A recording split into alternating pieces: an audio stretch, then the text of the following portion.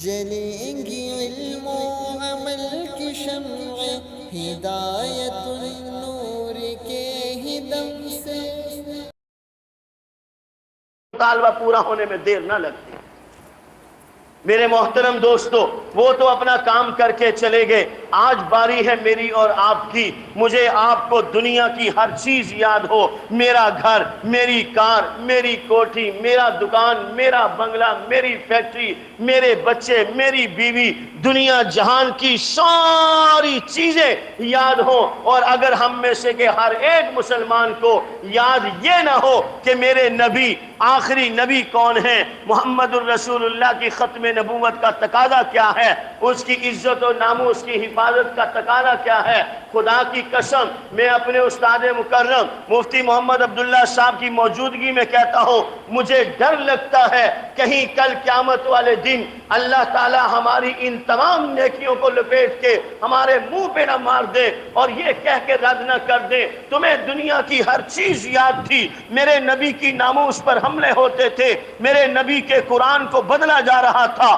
میرے نبی کی حدیث کو ٹکڑے ٹکڑے کیا جا رہا تھا، قادیانی، مرزائی، بے دین طبقے پاگل کتے کی طرح کھلے عام پھرتے تھے، تم نے ان کے لیے کیا کیا؟ میرا قلم سب کچھ کر سکتا تھا، میں نے قلم نہیں چلایا، میری زبان کچھ کر سکتی تھی، میں نے زبان نہیں چلائی، میرا مال کچھ کر سکتا تھا، میں نے مال نہیں لگایا، میری جان کچھ کر سکتی تھی، میں نے جان نہیں لگائی۔ آج پورے کراچی کے شہر میں آپ نے دیکھا ہوگا جگہ جگہ پر ایک لال رنگ کا سٹیکر لگا ہوا ہے،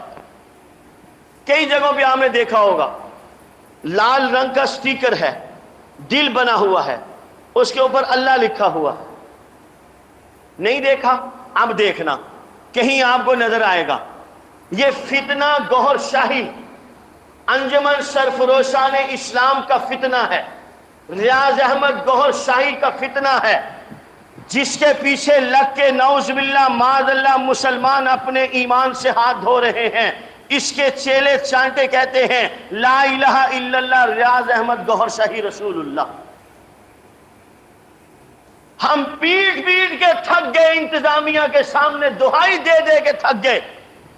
آج آئی جی سے ملاقات، آج ایڈیشنل آئی جی سے ملاقات، آج فلاں سے ملاقات، آج فلاں کے سامنے ہاتھ جوڑ رہے ہیں، کوئی ایک بھی ٹچ سے مس نہیں ہوتا۔ ان کی اپنی نوکری کی باری آ جائے تو یہ کوئی ایک در نہیں چھوڑتے جہاں پر جا کر اپنی نوکری کی بھیک نہ مانگے۔ ہم ان سے محمد الرسول اللہ کی عزت و آبرو کی بھیک مانگتے ہیں، ہم ان سے دین اسلام کی بھیک مانگتے ہیں، کسی کے کان پہ جوں تک نہیں رینگتی۔ وہ کفر کا کام کریں، انہیں اجازت ہے، ہم اللہ کے نبی کی عزت و آبرو کے تحفظ کی آواز لگائیں، ہمارے لیے پابندیاں ہیں۔ 1966 میں قاضی احسان احمد صاحب شجاعبادی کا انتقال ہوا ہے،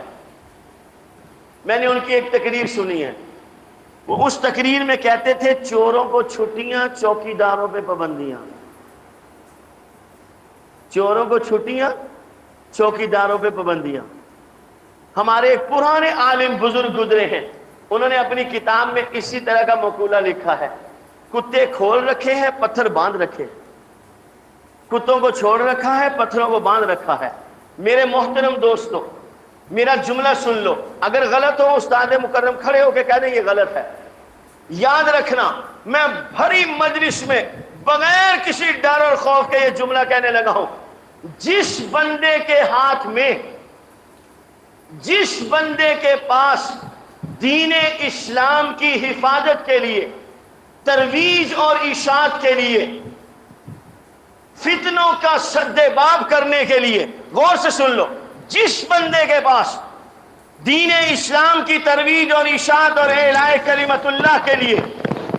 تمام تر فتنوں کے سد باب کے لیے جو قوت اور طاقت ہوئی، اگر اس نے وہ قوت اور طاقت استعمال نہیں کی تو کل قیامت والے دن اللہ کے دربار میں یہ اس کا جواب دہ ہوگا۔ قلم کی طاقت رکھنے والے ہمارے مقدر تو بدلتے ہیں، وہ دین کی حفاظت کرنے کے لیے قلم استعمال نہیں کر سکتے۔ حکمرانوں کو سب کچھ نظر آتا ہے، جو دین کے خلاف کام ہو رہے ہیں وہ نظر نہیں آتے۔ آج نہیں، ہماری نہیں سنتے نہ سنیں، کل قیامت والے دن جب اس بادشاہ کے سامنے پیش ہوں گے جس سے بڑی کسی کی بادشاہ نہیں ہے، تو پھر خدا کی قسم کوئی چھڑانے والا نہیں ہوگا۔ وقت ہو گیا، میں آپ سے صرف اتنی درخواست کرتا ہوں، یہ ہمارا کام ہے، یہ ہماری ڈیوٹی ہے، اور آپ سمجھدار ذی شعور لوگ ہیں، جس کے ذمے جو ڈیوٹی ہوتی ہے اگر وہ ڈیوٹی ادا نہیں کرتا تو پھر اس سے سوال و جواب ہوتے ہیں، یا تو انکار کر دے آپ مجمع میں بیٹھ کے یہ ہماری ڈیوٹی نہیں ہے، اور اگر ہماری ڈیوٹی ہے تو پھر یاد رکھیے جو ڈیوٹی ادا کرتا ہے اسے شاباش ملتی ہے، جو ڈیوٹی ادا نہیں کرتا تو پھر اس کے ساتھ کیا ہوتا ہے وہ آپ اچھی طرح جانتے ہیں۔ یہ ہماری ڈیوٹی ہے، اپنی ڈیوٹی کو ڈیوٹی سمجھیں۔ میں آپ کو صرف اتنی بات کی دعوت دینے کے لیے آیا ہوں، آپ سے دنیا کا کوئی مطالبہ نہیں، آپ کا دل اللہ کے نبی کے لیے چاہیے۔ جب ہمارا دل اللہ کے نبی کے لیے ہو گیا، خدا کی قسم ہمارا مال بھی اللہ کے نبی کے لیے، ہماری جان بھی اللہ کے نبی کے لیے، ہماری آل اولاد بھی اللہ کے نبی کے لیے۔ شورش مرحوم فرمایا کرتے تھے میں تو کیا، میرا سارا مال و منال، میرا گھر بار، میرے اہل و عیال، میری عمر رواں کے ماہ و سال، میرے ان ولولوں کا جاہ و جلال، میرا سب کچھ میرے نبی کا۔